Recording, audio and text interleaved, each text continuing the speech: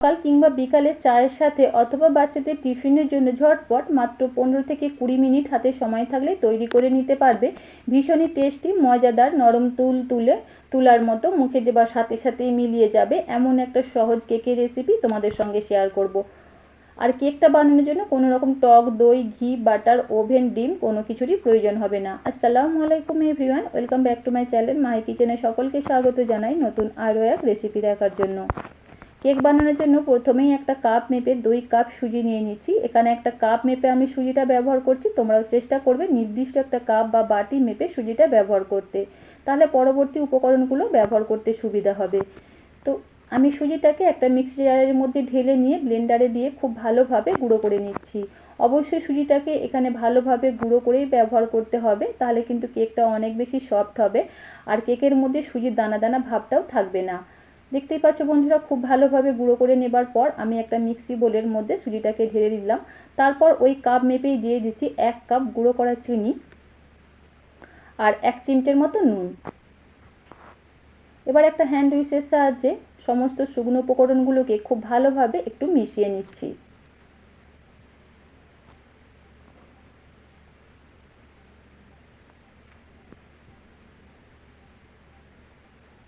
খুব ভালোভাবে মেশানো হয়ে গেলে ওই কাপ মেপেই 1 কাপ দুধ অ্যাড করছি। আর দুধটা কিন্তু আগে থেকে জাল করে কিছুটা ঘন করে নিয়েছিলাম। প্রথমে 1 কাপ দুধ অ্যাড করলাম, তারপর প্রয়োজন মতো দুধ অ্যাড করে ব্যাটারটা তৈরি করে নেব।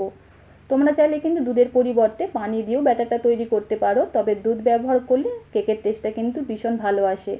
খুব ভালোভাবে মিশিয়ে নিলাম। তারপর এখানে একটা স্ট্রেনারের মধ্যে অ্যাড করে দিচ্ছি ওই কাপ মেপেই 1/2 কাপ ময়দা।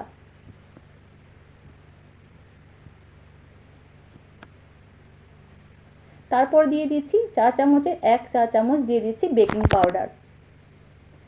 তারপর খুব ভালোভাবে চেলে শুকনো উপকরণগুলো আমি ব্যাটারের মধ্যে অ্যাড করে দিলাম। আলতো হাতে স্প্যাচুলা দিয়ে একটু ভালোভাবে মিশিয়ে নিচ্ছি।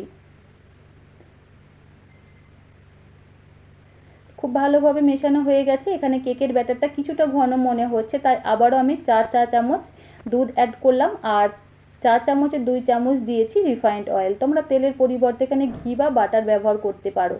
তারপর আলতো হাতে আবারও একটু ভালোভাবে মিশিয়ে নিলাম। আর কেকের ঘনত্বটা বা কেকের ব্যাটারের ঘনত্বটা আসলে তোমরা দেখেই নিশ্চয়ই বুঝতে পারছো, খুব বেশি ঘনও হবে না আবার খুব বেশি পাতলাও হবে না। সুন্দর একটা ফ্লেভারের জন্য 1/2 টিস্পুনের মতো দিয়ে দিলাম ভ্যানিলা এসেন্স, সেটাকেও দিয়ে খুব ভালোভাবে একটু মিশিয়ে নিয়েছি। তারপর এখানে বেশ কিছুটা টুটি ফুটি নিয়েছি, সামান্য একটু ময়দার মধ্যে কোট করে আমি কেকের ব্যাটারের মধ্যে অ্যাড করে দিলাম। আর সামান্য একটু দিয়েছি চেরিটাকেও কিন্তু আমি ছোট ছোট করে কেটে নিয়েছিলাম। খুব ভালোভাবে মিশিয়ে নিলেই কিন্তু আমাদের কেকের জন্য ব্যাটারটা একদম রেডি। তারপর কেকটা যে পাত্রের মধ্যে আমি স্টিম করব সেই পাত্রের মধ্যে সামান্য একটু তেল ব্রাশ করে নিয়েছি। এবার আমি কেকের ব্যাটারটা মোল্ডের মধ্যে ঢেলে দিচ্ছি। এভাবে তেলটা বুলিয়ে নিলে কি হবে, কেকটা কিন্তু খুব সহজে মোল্ড আউট হয়ে যাবে। খুব ভালোভাবে ঢেলে নেবার পর আলতো হাতে একটু ট্যাপ করে নিলাম, যাতে ভেতরে যদি কোনো বাতাস থাকে বাইরে বেরিয়ে যায়। আর এই যে আগে থেকেই বেশ কিছুটা পানি কিন্তু আমি ফুটতে বসিয়ে দিয়েছিলাম একটা প্যানের মধ্যে। পানিটা ফুটে যাওয়ার পর আমি এই যে কেকটাকে একটা স্ট্যান্ডের মধ্যে বসিয়ে আমি ঢাকা দিয়ে 15 মিনিটের মতো বেক করেছিলাম। আর অবশ্যই চুলোর ফ্লেমটাকে হাই হিটে রেখেই কেকটাকে বেক করতে হবে।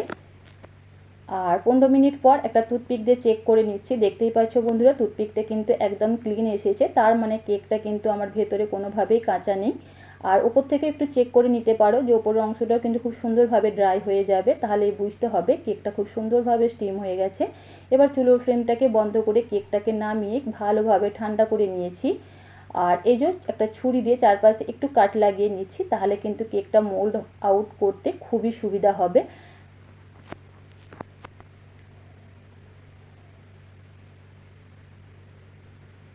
হাত দিয়েও একটু চারপাশে একটু ছাড়িয়ে নিচ্ছি। তারপর এই যে মোল্ডটাকে উল্টে দিলে আলতো হাতে একটু ট্যাপ করলেই দেখতে পাবে খুব সুন্দরভাবে কিন্তু কেকটা মোল্ড আউট হয়ে যাবে। আর দেখেই নিশ্চয়ই বুঝতে পারছো বন্ধুরা এখানে কেকটা কতটা বেশি সফট হয়েছে, একদম নরম তুলতুলে। এবার নিজের পছন্দ মতো কাট করে নিচ্ছি। তোমরা তোমাদের ইচ্ছা মতো যে কোনো শেপেই কেকটাকে কেটে নিতে পারো। আমি এরকম ছোট ছোট পিস করে কেকটাকে কেটে নিচ্ছি। আর দেখতেই পেলে বন্ধুরা একদম কত অল্প সময়ের মধ্যেই কেকটা তৈরি হয়ে যায়। আর কেকটা বানাতে গেলে কিন্তু কোনো রকমেরই ঝামেলা নেই, না টক দই না ডিম কোনো কিছুরই ব্যবহার করার এখানে কিন্তু প্রয়োজন নেই। তা সত্ত্বেও কেকটা হবে অনেক বেশি সফট, একদম নরম তুলতুলে। আর কেকটা দেখতে যেমন সুন্দর হয়েছে বন্ধুরা, খেতেও হয় অসম্ভব মজার। তো যারা কখনো এইভাবে কেকটা ট্রাই করোনি, একবার হলেও বাড়িতে বানিয়ে দেখতে পারো। বাচ্চারা তো ভীষণ পছন্দ করেই খাবে, আর বড়রাও কিন্তু সকাল বিকালে চায়ের সাথে কিন্তু খুবই মজা করে খাবে। তো আজকের আমার এই সকাল বা বিকালের চায়ের সাথে খাবার জন্য সহজ এই কেকের রেসিপিটা তোমাদের কেমন লাগলো অবশ্যই কিন্তু কমেন্ট করে জানাতে পারো। রেসিপিটা যদি এতটুকু তোমাদের ভালো লেগে থাকে চ্যানেলটা সাবস্ক্রাইব করে পাশে থাকার অনুরোধ রইল। আবারও দেখা হবে নতুন কোনো রেসিপিতে। আজ তাহলে এ পর্যন্তই। আল্লাহ হাফেজ।